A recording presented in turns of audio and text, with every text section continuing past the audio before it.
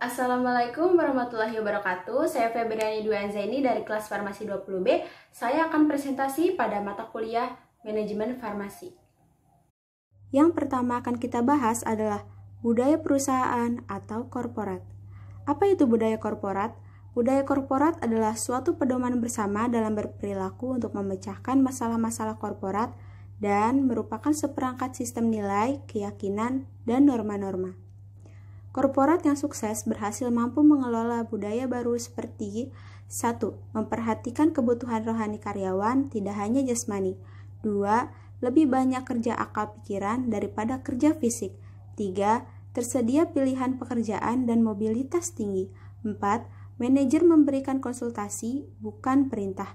5. Kompetensi keterampilan manajemen dan bukan teknologi. Rasional, objektif, normatif, sukses, produktif, dan inovatif. 8 nilai primer asas budaya baru adalah asas tujuan, konsensus, keunggulan, prestasi, empiris, kesatuan, keakraban, dan juga asas integritas. Budaya korporat yang kuat akan berpengaruh terhadap efektivitas karena para karyawan loyal, nilai budaya menjadi pedoman perilaku, berpartisipasi dalam bentuk konsensus, pengakuan, dan menghormati status sebagai karyawan. Orientasi karyawan pada misi, visi, dan tujuan perusahaan. Karyawan paham apa yang boleh dan tidak dilakukan. Karyawan saling mendukung, membantu, karyawan merasa dihargai, adanya kebersamaan, dan saling pengertian. Budaya korporat sesuai dengan strategi korporat. Produktivitas dan efisiensi.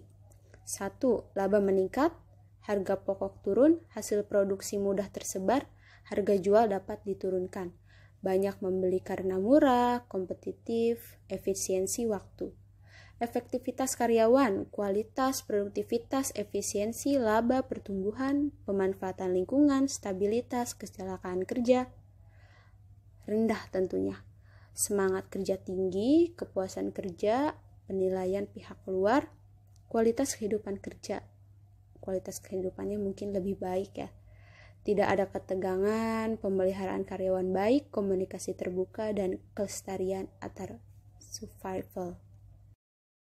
Nah, di sini kita akan mengetahui beberapa arti pada usaha-usaha. Yang pertama, usaha perorangan adalah usaha yang tanggung jawab pada pribadi seseorang. Usaha persekutuan adalah kerjasama antara beberapa orang. Firma adalah bentuk khusus usaha persekutuan yang didirikan oleh beberapa orang dengan menggunakan nama bersama. CV, persekutuan komanditer, adalah persekutuan yang didirikan oleh sekutu-sekutu yang memimpin dan sekutu-sekutu yang mempercayakan pada modalnya dalam digunakan perusahaan. PT, perseroan terbatas, adalah berbadan hukum, suatu badan yang mempunyai kekayaan, hak, dan kewajiban. Koperasi adalah suatu perkumpulan yang keanggotaannya bersifat pribadi dan tidak dapat dialihkan dengan tujuan kesejahteraan material anggotanya. Yayasan adalah suatu jumlah modal yang disendirikan dan berstatus badan hukum. Perusahaan negara adalah semua perusahaan dalam bentuk apapun yang seluruh modalnya merupakan kekayaan negara, kecuali ditentukan lain oleh undang-undang. Beberapa jenis sekutu. General partner, bertanggung jawab penuh memegang manajemen perusahaan. Special or limited partner, bertanggung jawab pada modal, tidak pada manajemen perusahaan. Silent partner, tidak aktif tapi terkenal sebagai partner oleh publik. Secret partner, aktif dalam partnership tapi tidak dikenal publik. Dormant or sleeping partner, tidak aktif dan tidak dikenal publik. Senior partner, partner awal, modal besar, ikut memanage. Junior partner, kebalikan senior partner. Nominal partner, sebagai partner tapi tidak ikut memberikan modal dan tidak mendapat laba. Selanjutnya, kita akan masuk ke dalam manajemen dan organisasi sebagai suatu sistem. Sistem itu apa?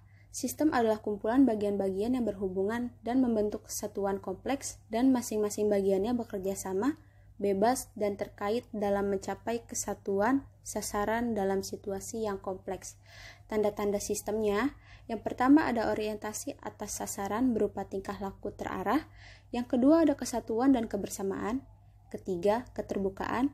Keempat, dapat ditransformasikan. Kelima, sifat ketergantungan antar bagian. Dan keenam, mekanisme pengawasan. Yang terakhir, kita akan masuk ke dalam penggolongan perusahaan. Yang pertama, berdasarkan kriteria faedah, dibagi menjadi 4, yaitu faedah elementer, bentuk, tempat, dan waktu, dan faedah jasa terhadap perusahaan orang lain. Yang pertama, faedah elementer terbagi menjadi 2, yaitu ekstraktif dan agraris. Faedah bentuk, industri atau kerajinan.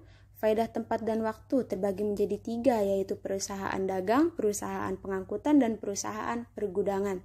Faedah jasa terhadap perusahaan orang lain di sini terbagi menjadi 2, yaitu perusahaan perbankan, perusahaan asuransi.